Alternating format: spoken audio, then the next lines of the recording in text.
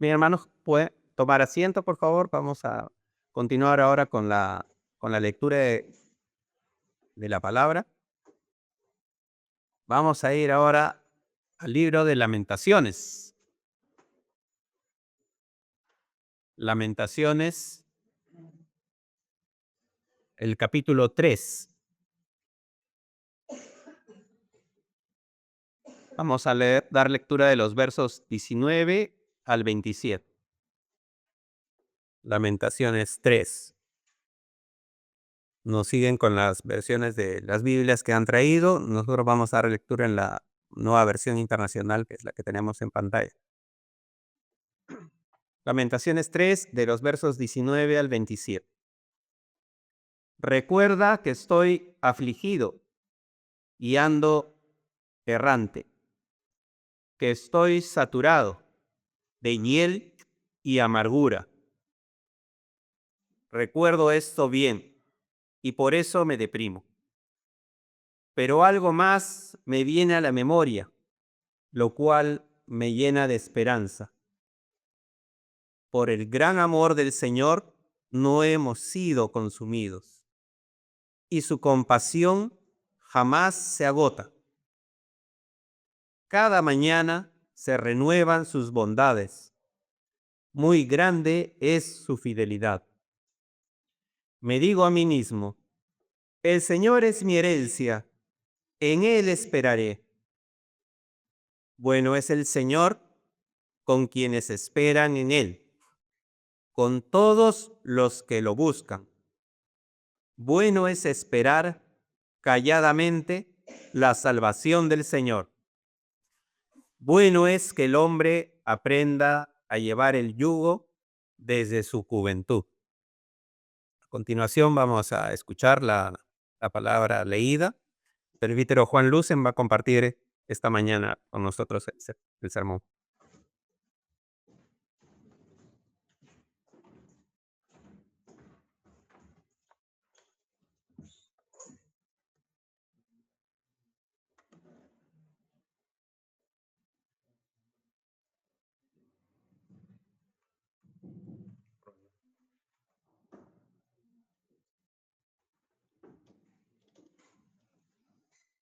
Buenos días con todos.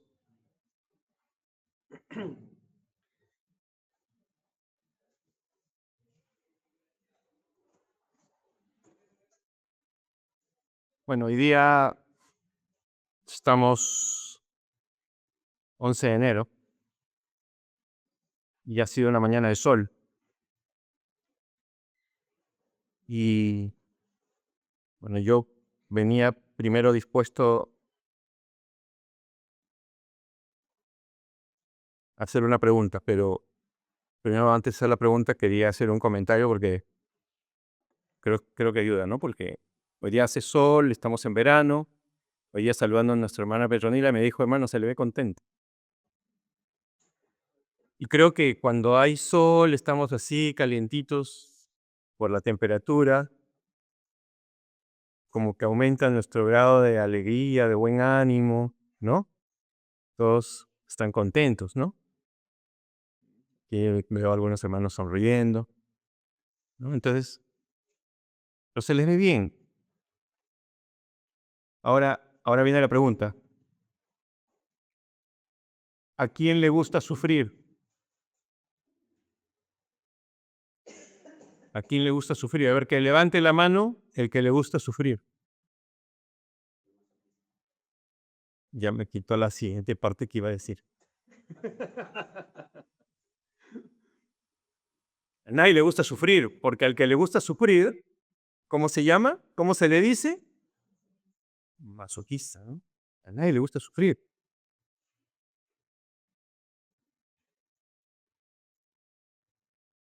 Ok, no me gusta sufrir.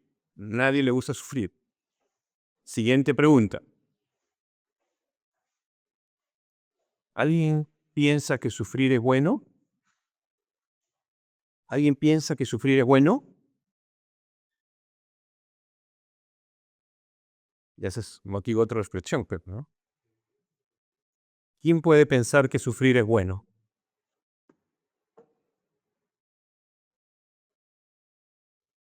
Vamos a ver, seguramente ustedes han hecho esa respuesta ya en sus mentes y vamos de pronto al final de este sermón, de repente, no sé si tendrán la misma respuesta o cambiarán de respuesta. Vamos ahora. Señor y Padre nuestro, te damos las gracias porque tú, Padre, nos hablas a través de tus palabras, Señor, y gracias porque en ella podemos encontrar promesa para nuestras vidas, podemos encontrar fortaleza y crecimiento para cada uno de nosotros, Señor. Oramos para que tú nos hables, Señor, en esta mañana por medio de ella y que podamos nosotros aprender. En el nombre de Cristo Jesús. Amén.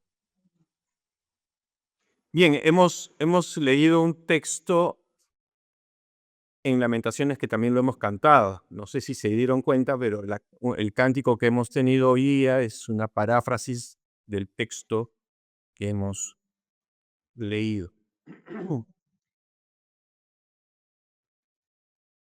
Pero para entender por qué mi pregunta, por qué la canción, por qué el texto, solamente quería comentarles qué cosa es lo que estaba viviendo el pueblo de Israel. Hemos estado leyendo un texto en el libro de Lamentaciones, el libro que está atribuido al profeta Jeremías, ¿no? Y muchos lo conocen como las Lamentaciones de Jeremías, pero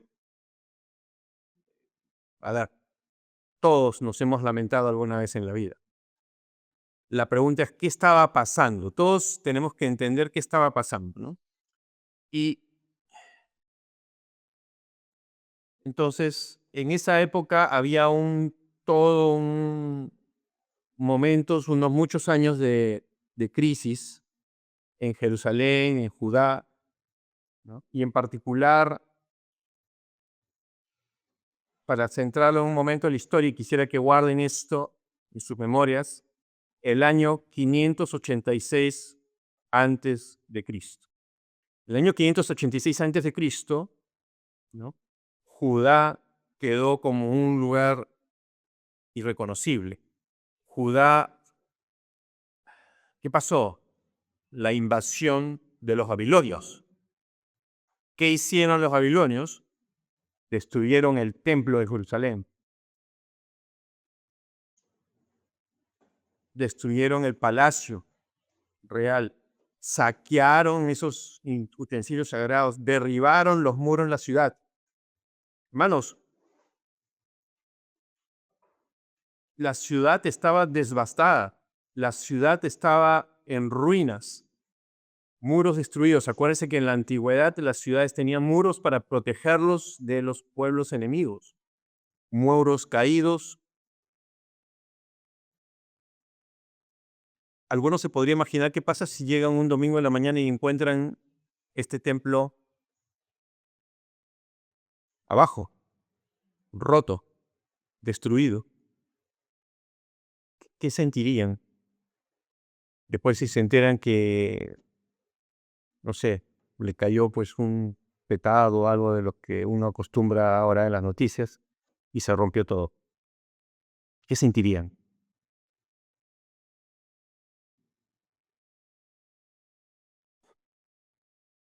El pueblo de Israel tenía en ese momento sufriendo una crisis política, una crisis religiosa, porque su templo estaba destruido, porque habían sido invadidos, porque entraba entonces en esa etapa del exilio donde se llevaron a la gente a Babilonia,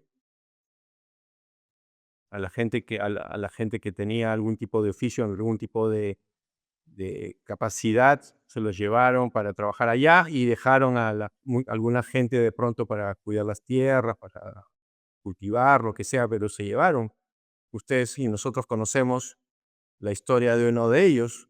Hay un libro, el libro de Daniel, y cuenta la historia de Daniel que él fue llevado. Y bueno,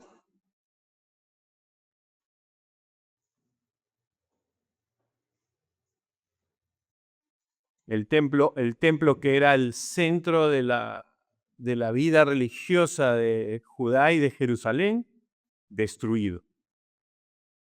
Entonces,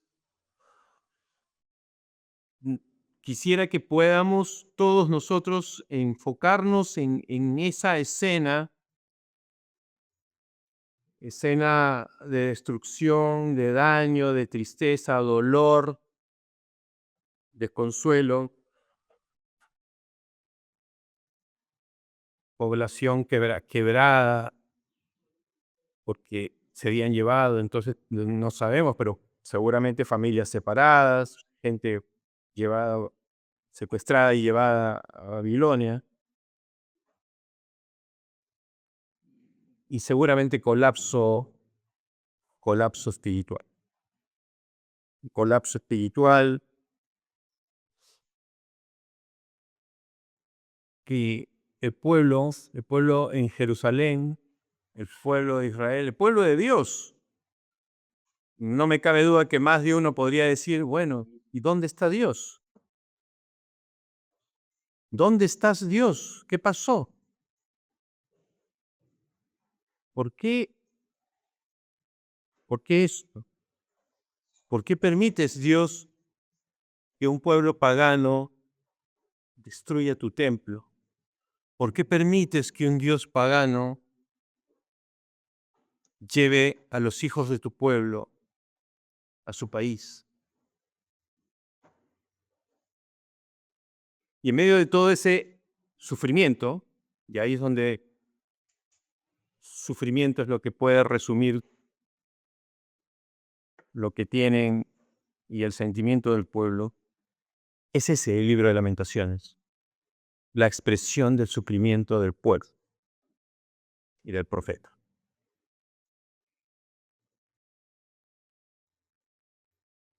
Pero es un sufrimiento que de repente para nosotros, no sé, espero que les haya podido graficar verbalmente lo que podían estar sintiendo ellos, para después decir, y acá de repente no suena bien, pero decir, se la buscaron. Porque acuérdense que en la palabra estaba escrito. ¿Qué pasaba con el pueblo de Dios? El pueblo de Dios muchas veces persistía una y otra vez en su rebeldía contra Dios. Pero ¿qué decía la palabra? ¿Qué les dijo el Señor? Deuteronomio 28, 15, 36 y 37. Pero acontecerá, si no oyeres la voz de Jehová tu Dios, para procurar cumplir todos sus mandamientos y sus estatutos que yo te intimo hoy, que vendrán sobre ti todas esas maldiciones y te alcanzarán. Jehová te llevará a ti y al rey que hubieras puesto sobre ti, a nación que no conociste, ni tú ni tus padres, y allá servirás a dioses ajenos, al palo y a la piedra, y serás motivo de horror, y servirás de refrán y de burla de todos los pueblos a los cuales te llevará Jehová. Deuteronomio.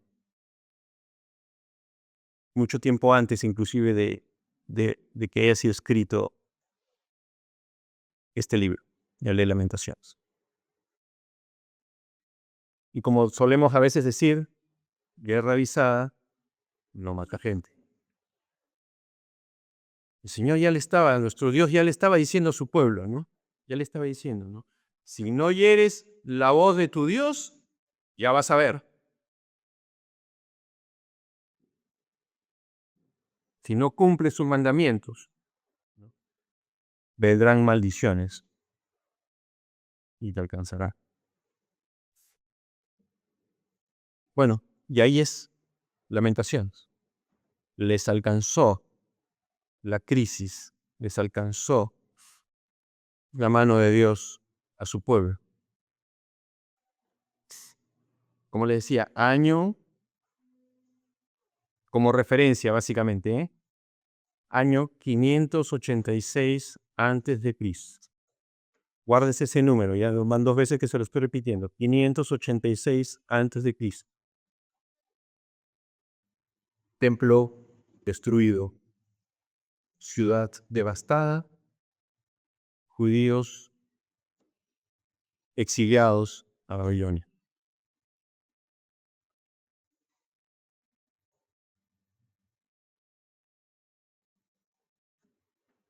Ese es el contexto de ese texto, de Lamentaciones 3. Es un contexto que estaba viviendo el pueblo y el profeta.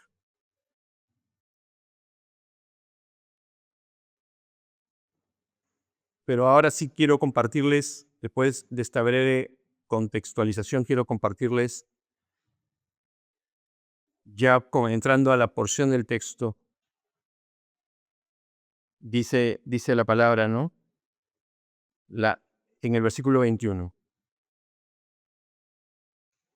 Versión Reina y Valera del 60. Es la versión diferente a la que hemos leído. Dice, el autor dice, esto recapacitaré en mi corazón, por lo tanto, esperaré.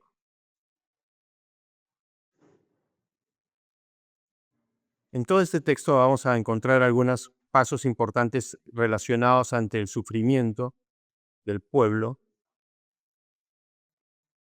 y la fidelidad de Dios. Y la fidelidad de Dios.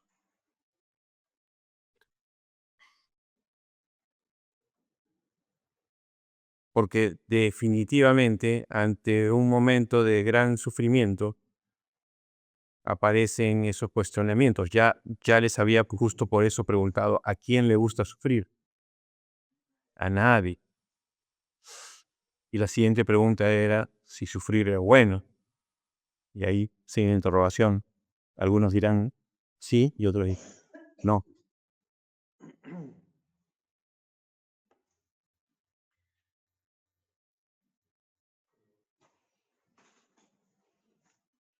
Y en ese sufrimiento,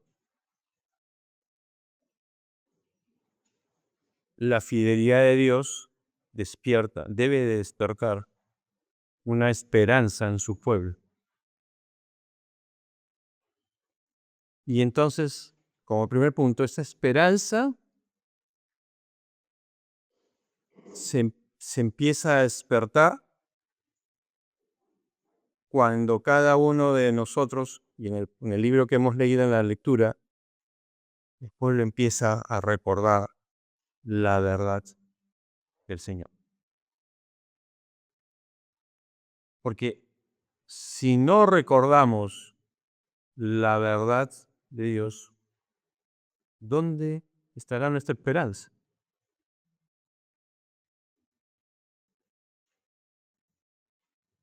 Hemos leído los primeros versículos también. Miren lo que dice el versículo 19. Acuérdate de mi aflicción y de mi abatimiento, del ajenjo y de la hiel. Lo tendré aún en mi memoria, porque mi alma está batida dentro de mí. Y el profeta comienza a hacer recuerdos y dice, esto recapacitaré en mi corazón, por tanto te esperaré, porque recuerdo todo esto que estoy viviendo. Tengo que tener esperanza en ti, Señor.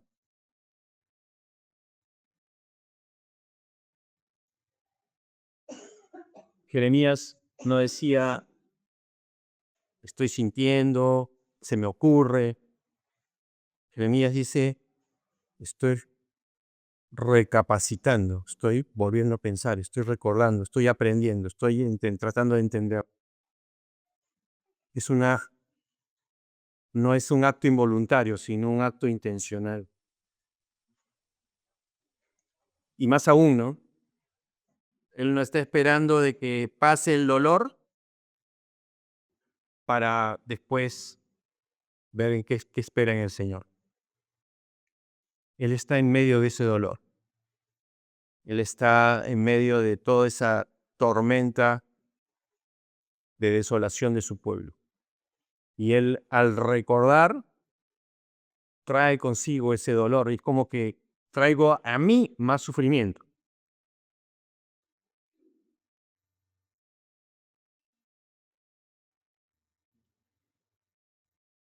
Y es como decir que entonces ese recordar produce en él una esperanza de respuesta de Dios.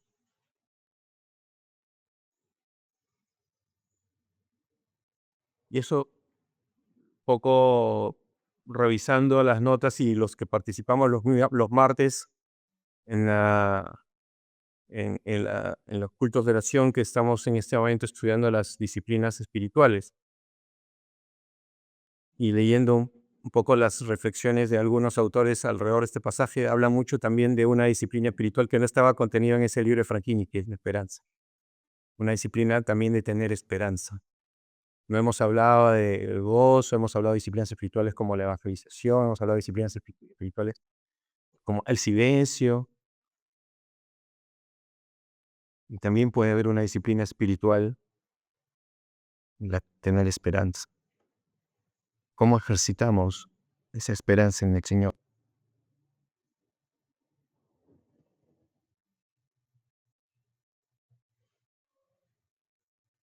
Y entonces, ese tener esperanza, y también tenemos que entender que también tiene que ser por un acto de fe, ¿no? Un acto de fe que no significa la negación. Por eso preguntaba a cuántos les gusta sufrir y cuántos piensan que sufrir es bueno o mal. El tener esa esperanza en que el Señor va a actuar fielmente con cada uno de nosotros en medio del sufrimiento, no significa negar ese sufrimiento, significa que la fe en el Señor va a actuar y que el Señor va a actuar y va a actuar y va a tener la última palabra. Y ahí pasamos a la siguiente parte del texto, en versículos 23, 22 y 23. Dice el texto: por las misericordias de Jehová no hemos sido consumidos, porque nunca decayeron sus misericordias. Nuevas son cada mañana y grande es tu fidelidad.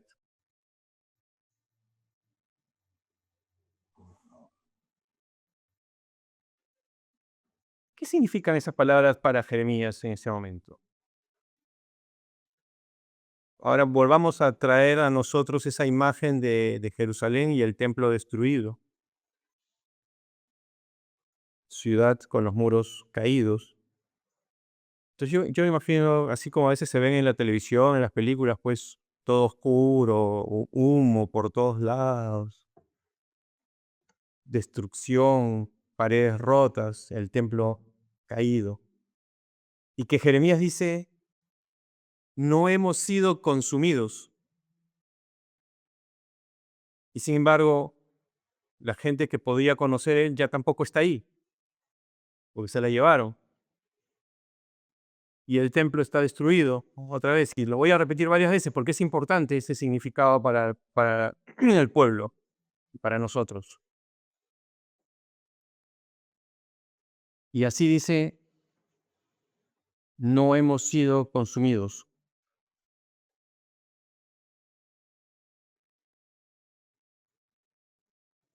Y no es que ellos hayan no sido consumidos porque algo habían hecho, porque ya les dije, el pueblo estaba en otro lado, el templo estaba destruido. Otra vez le vuelvo a repetir, es por la misericordia de Dios, porque Jeremías reconocía la misericordia de Dios. A pesar de lo que estaba pasando, no han sido consumidos. Estamos aquí, Señor. ¿Cuántas veces hemos podido nosotros tener la capacidad de decir, hemos tenido crisis? ¿Cuántas veces hemos tenido problemas en nosotros? Quizás, ¿cuántos hemos tenido nuestros templos destruidos?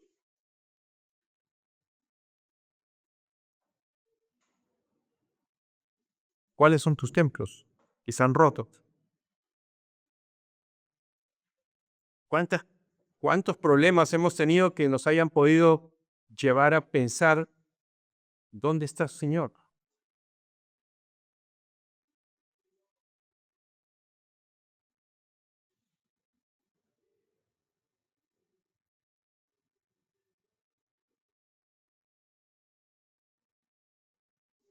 Pero podemos aprender del profeta. Podemos aprender del profeta que dice: ¿no? Nuevas son cada mañana. Cada día, que aún estando viviendo así, cada día Dios te renueva su misericordia. Cada día Dios nos habla y nos dice que no ha abandonado su pueblo. Todos los días, sin falsa y sin cambio, Dios está con su pueblo. La fidelidad de Dios significa que Dios nunca va a dejar de ser quien es. Nunca va a dejar de mostrar a nosotros disciplina. La fidelidad de Dios nunca va a cambiar porque Dios no cambia.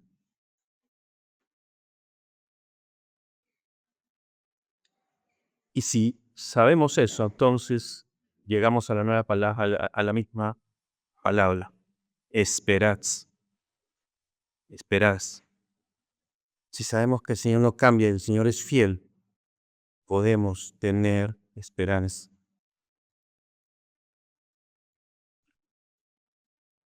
Yo no sé qué viven cada uno de ustedes.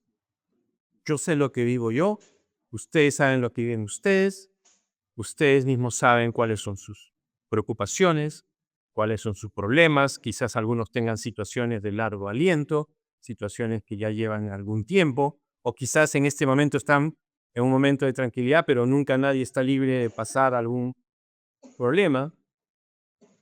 Pero Dios, y cambia, ¿no? Cambia nuestra vida, cambia nuestro estilo de vida, cambia nuestra forma de pensar, cambiamos a cada momento. Pero lo que nos dice aquí y nos muestra el autor es, nuevas son cada mañana nuestras esperanzas, nuestras vidas, porque Dios es el mismo, porque Dios no cambia, porque Dios es fiel y está ahí.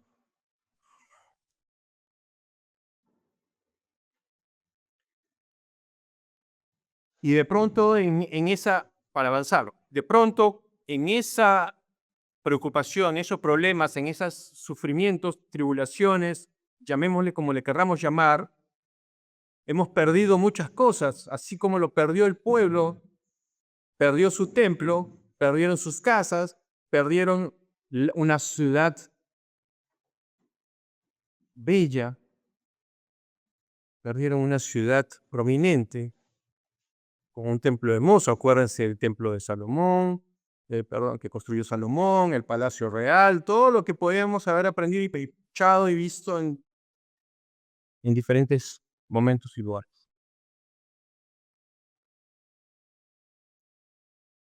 ¿Cuántas veces hemos sentido que estamos perdiendo cosas?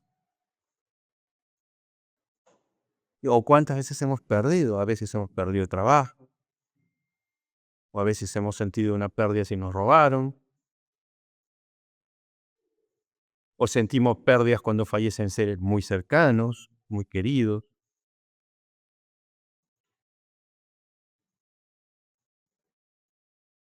O a veces cuando estamos obligados a salir de nuestra tierra e irnos a otra, migrar por alguna circunstancia, y uno pierde su arraigo también.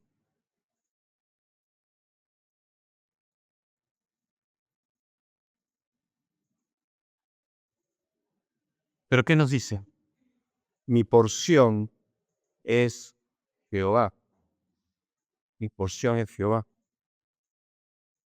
Y por tanto en Él esperaré. Verso 24. Por tanto en Él esperaré.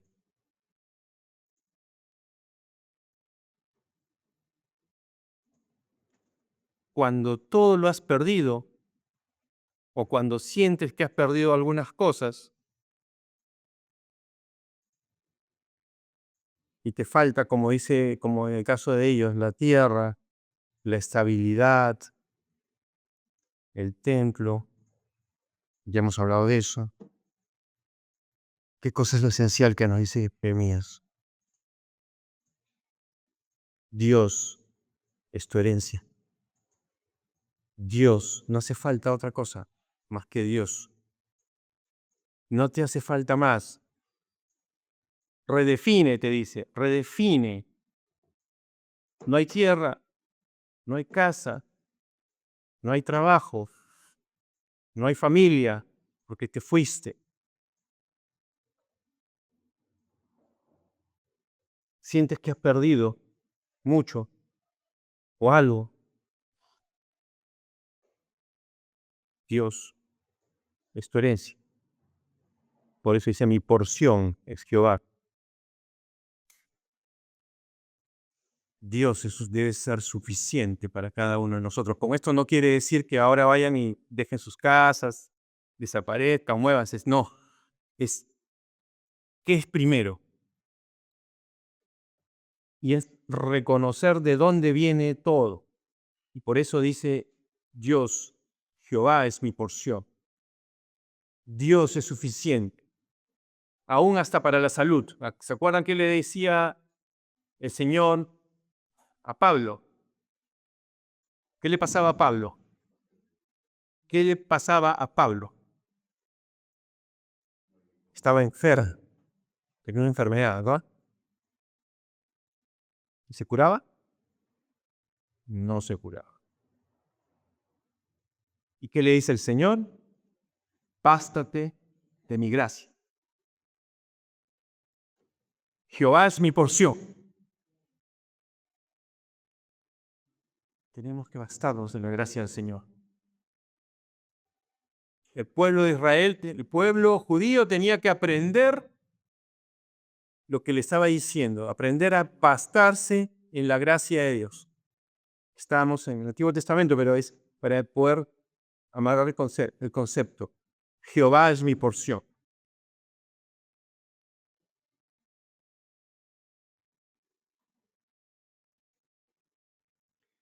Y podamos entender, entonces, y no estoy queriendo decir que lo que tenemos pierde el valor y dejamos todo, sino lo que quiero decir es que tenemos que reconocer que Dios es suficiente y que todo viene de Él. Hay una canción, ¿no?, que dice, Jehová Jireh, su gracia es suficiente para mí. Hay un comentarista, Matthew Henry, que dice entonces, ¿no?, que si realmente podemos tener al Señor como nuestra porción, como nuestra herencia, nunca quedaremos verdaderamente pobres, porque tendremos la riqueza de tener al Señor.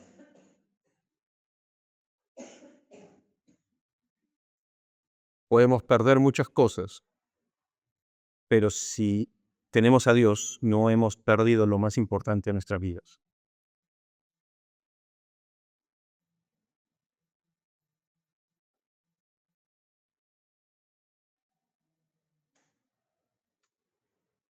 Los últimos dos versículos, bueno es Jehová a los que él esperan, el alma que le busca. Bueno es esperar en silencio la salvación de Jehová.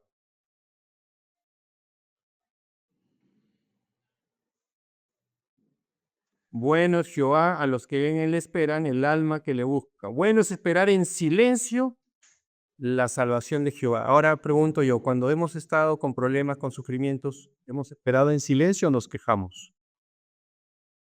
¿O buscamos qué hacer? Porque, ¿qué significa esperar en silencio para ustedes? De repente para algunos significa algo que no debe ser. Se llama resignación. De pronto algunos estamos en una situación particular y digo, ya, pues ya me resigno, ¿no? Muy común que uno dice eso, ya, lo dejo ahí, ya se arreglará. Pero esta palabra de esperar en silencio no significa resignación, no significa entonces, ¿por qué? Porque la resignación que nos lleva a estar inmóviles, nos lleva a dejar, ¿no? Nos lleva a simplemente ya rendirnos. El esperar en silencio nos lleva a otro estatus, diría yo, ¿no? Como dice aquí.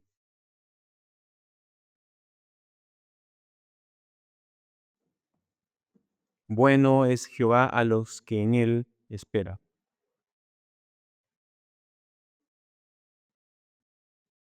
Y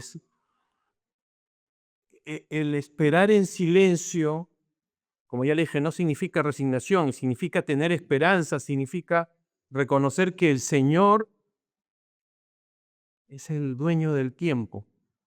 El Señor es el dueño de cómo se va a resolver, del proceso. El Señor también es dueño de los resultados. Porque a veces queremos que las cosas se resuelvan como nosotros queremos, no como, ¿no? No sabemos. Y queremos a veces que las cosas salgan como yo quiero. Y el Señor nos quiere mostrar otra cosa en nuestras vidas. El Señor gobierna los tiempos, el proceso y el resultado.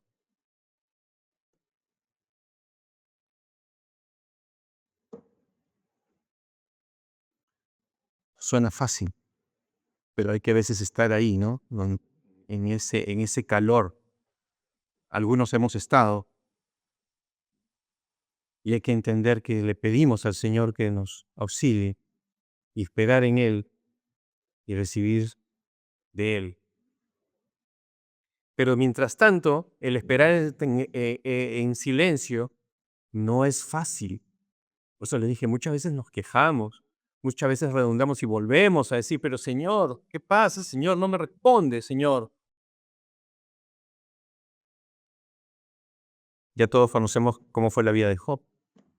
Imagínense. Creo que ninguno hemos sufrido lo que sufrió Job. Pero ya, Señor, háblame, muéstrame cuándo voy a salir de esta situación. Y estamos ahí, como si el Señor no nos quiere responder, como si el Señor no nos escucha. ¿Saben por qué? Yo me acuerdo cuando lo estábamos hablando en una clase de escuela dominical. Nos cuesta perder el control. Nos cuesta. Muchas veces no queremos perder el control.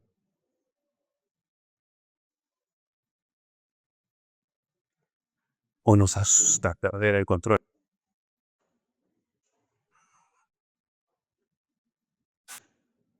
Cuando uno, a veces estoy mirando a veces novedades de tecnología, pero también tuvimos la oportunidad de ver en alguno de los viajes que hicimos, taxis sin choferes. ¿Ustedes han escuchado que existen ya los taxis sin choferes? ¿Mm? Y estaba en esa época que yo lo vi, estaba hace un par de años, estaban en periodo de prueba, entonces el servicio era gratis en cierto horario, ¿no? Entonces, igual que uno hace la aplicación, pedía el taxi, llegaba, pero cuando uno abría la puerta para entrar, no había nadie. No había nadie. No. La pregunta es, ¿cuántos sabrán y cuántos? Yo no me subía, nunca me subí.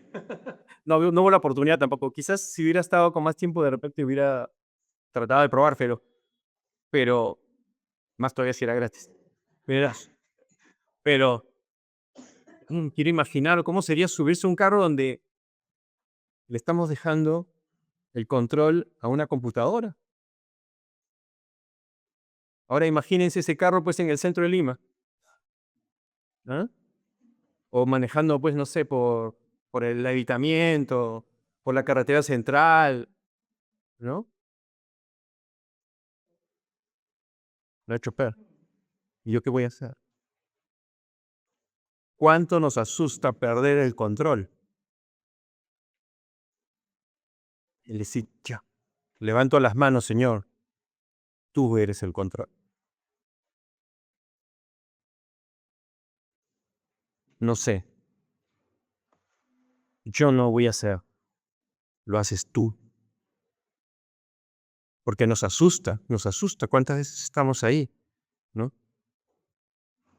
¿Y qué va a pasar? ¿Y qué va a hacer? ¿No? Y cuando a veces en los trabajos también, cuando hemos tenido equipos de trabajo que trabajan con nosotros y no sabemos lo que están haciendo, ¿no? Uno se preocupa, uno dice, no, pero él estará haciendo lo que le pedimos, estará haciendo su parte, ¿no? Con los grupos de estudio también, estás avanzando, ¿no? Nos asusta cuando la cosa pasa de una mano a la otra en el control de las tareas.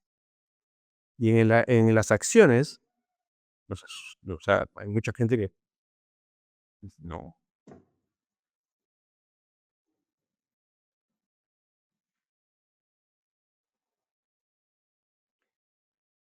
Pienso que es algo que todos necesitamos madurar, ¿no?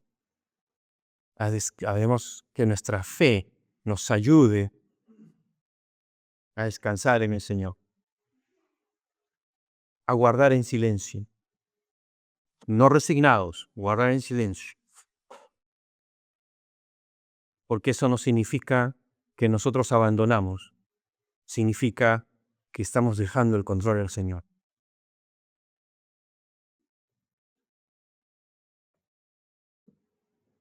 Y que Dios, ¿no?, nos quiere formar a través de ese dolor, de ese sufrimiento. El Señor estaba formando a su pueblo. El Señor le estaba mostrando, tú me fuiste rebelde. Se lo había advertido, lo leímos en Deuteronomio. El Señor nos forja, ¿no? Nos forja. Nos forma a través del dolor también. Es un yugo que nos hace tener muchas veces para que sepamos y entendamos que tenemos que abandonar esas falsas seguridades. Tengo trabajo, tengo mi casa, tengo mi familia, tengo mi cuenta en el banco, tengo mi auto, me voy de vacaciones, tengo la vida arreglada. Qué falsas seguridades es lo que el Señor quiere mostrar muchas veces. ¿Dónde están nuestras seguridades? Y ya lo dijimos hace un rato. El Señor nos dice, bástate en mi gracia. Bástate en mi gracia.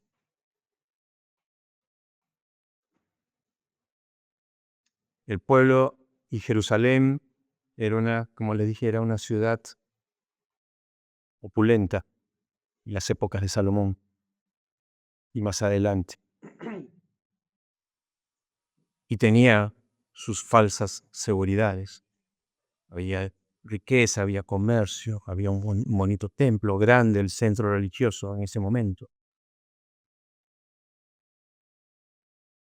Y el Señor permitió que llegara los babilonios a destruir esa ciudad,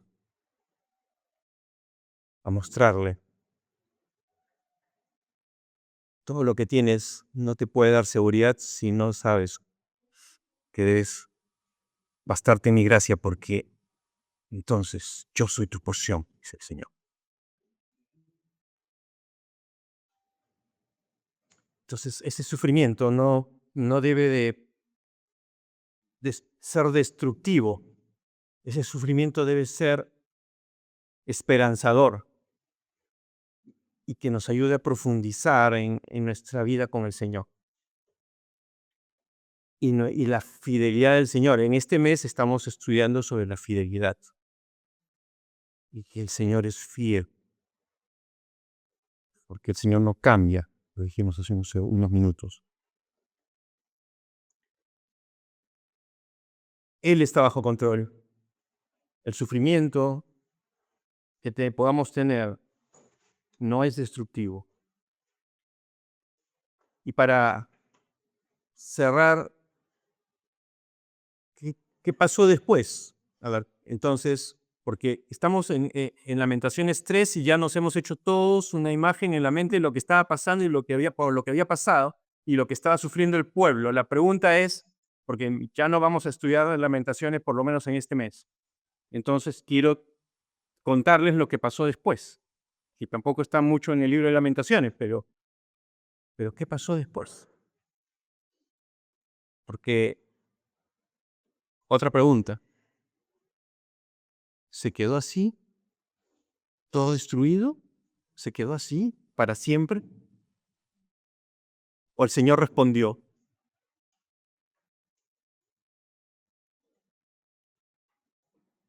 ¿Qué pasó después?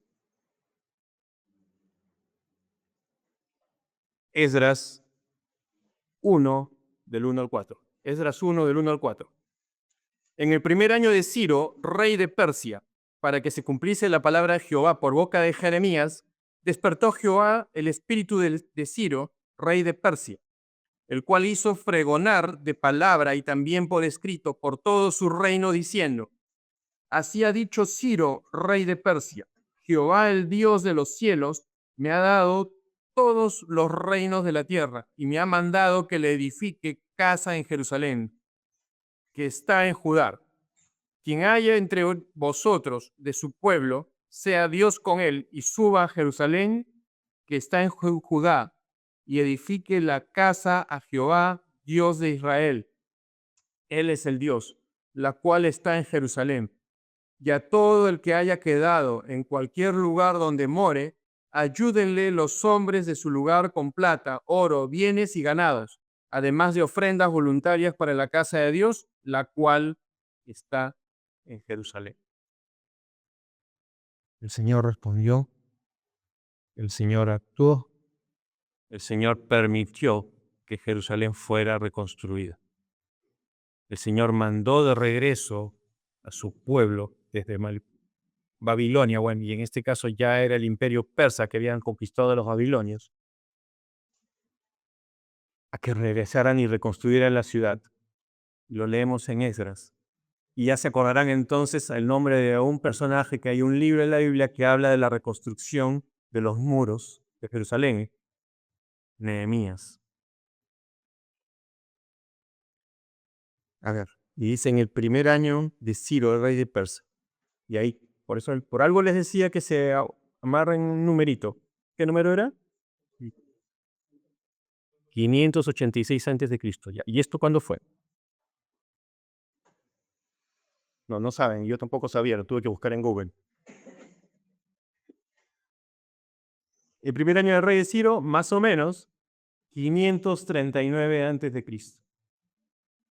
¿Cuántos años pasaron? ¿Cuántos años pasaron? 47 años. 47 años. Y nosotros a veces tenemos un problema, un sufrimiento, un dolor, una carencia. Uno de nuestros muros se ha caído. Y no pasa ni un día y estamos reclamándole al Señor. El Señor se tomó 47 años.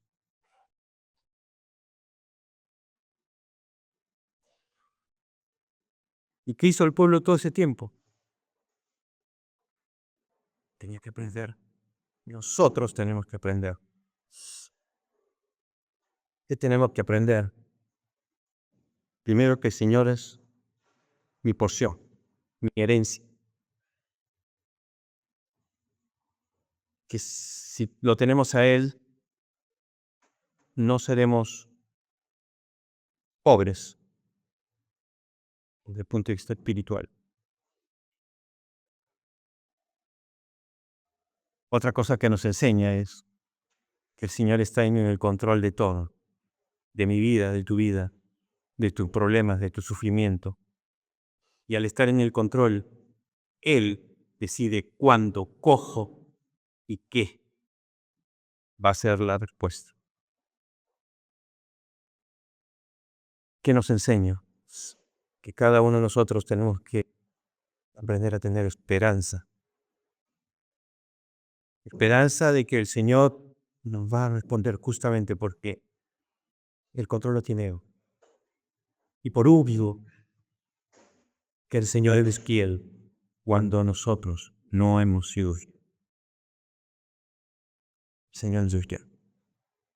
Aunque el Señor no cambie.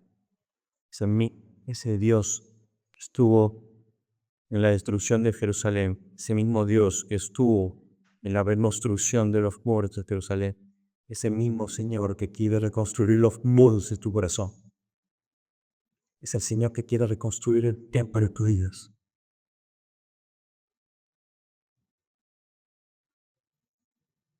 Es ese mismo Dios que nos dice, cada día amanecen con una esperanza nueva. Que el Señor lo bendiga. Amén.